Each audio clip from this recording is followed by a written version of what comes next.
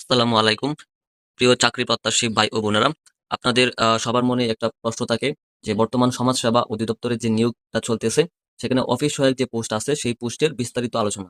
অর্থাৎ সেই পোস্টটার গ্রেড কত, বেতন কত, শিক্ষাগত যোগ্যতা কি, ওই অফিস সহায়কের আসলে কাজটা কি, কি, পরীক্ষাটা কিভাবে হবে এবং পরীক্ষার মানবন্টনটা কি?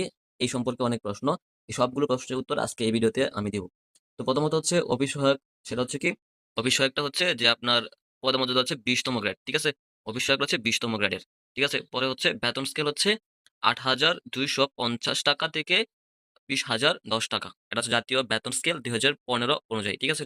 আচ্ছা, এটা শিক্ষাগত যোগ্যতা কি? এটা শিক্ষাগত যোগ্যতা হচ্ছে যেকোনো স্বীকৃত শিক্ষা বোর্ড হতে মাধ্যমিক স্কুল সার্টিফিকেট অর্থাৎ এসএসসি পরীক্ষায় বা সমমান পরীক্ষায় উত্তীর্ণ হতে হবে। অর্থাৎ আপনাকে ক্লাস 10 এসএসসি পরীক্ষায় পাস করতে হবে।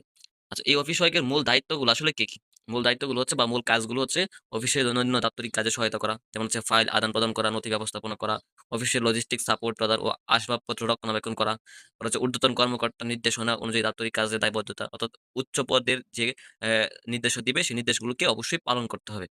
৪ হচ্ছে চিঠিপত্র বিতরণ ও দাপ্তরিক যোগাযোগে সহায়তা করা। অর্থাৎ চিঠি পৌঁছে দেওয়া এবং যোগাযোগ ব্যবস্থার সহায়তা করা। এবং এটার পরীক্ষার পদ্ধতিটা হবে এমসিকিউ এবং মৌখিক। ঠিক আছে? এমসিকিউ মানে হচ্ছে যে এমসিকিউ তে পরীক্ষা হবে, এমসিকিউ সিস্টেমে কোনো লিখিত পরীক্ষা থাকবে না এবং এমসিকিউ তে যারা পাস করবে তাদেরকে মৌখিক পরীক্ষায় অংশগ্রহণ করতে দেওয়া হবে। ঠিক আছে? এবং পরীক্ষার মান বন্টন হচ্ছে বাংলায় ২০, ইংরেজিতে ২০, গণিতে ১৫ এবং সাধারণ জ্ঞান যেটা হচ্ছে বাংলাদেশ এবং আন্তর্জাতিক ২ টা একত্রে হচ্ছে ১৫ মার্ক। ঠিক আছে? এবং যারা এই ৭০ মার্কের পরীক্ষায় এমসিকিউ পরীক্ষায় উত্তীর্ণ হবে অর্থাৎ পাস করবে, যাদের মেরিট লিস্টে আসবে তাদেরকে পরবর্তীতে মৌখিক পরীক্ষা অর্থাৎ ভাইবার জন্য ডাকা হবে। আর ভাইভাতে নাম্বার হচ্ছে ৩০।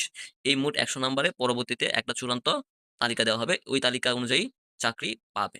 তো আশা করি অফিস সহায়কের বিস্তারিত আলোচনা আপনারা বুঝতে পেরেছেন। এরকম আরো কোন কনফিউশন থাকলে অবশ্যই কমেন্টে জানাবেন এবং আমার চ্যানেলটাকে অবশ্যই সাবস্ক্রাইব করে রাখবেন। পরবর্তীতে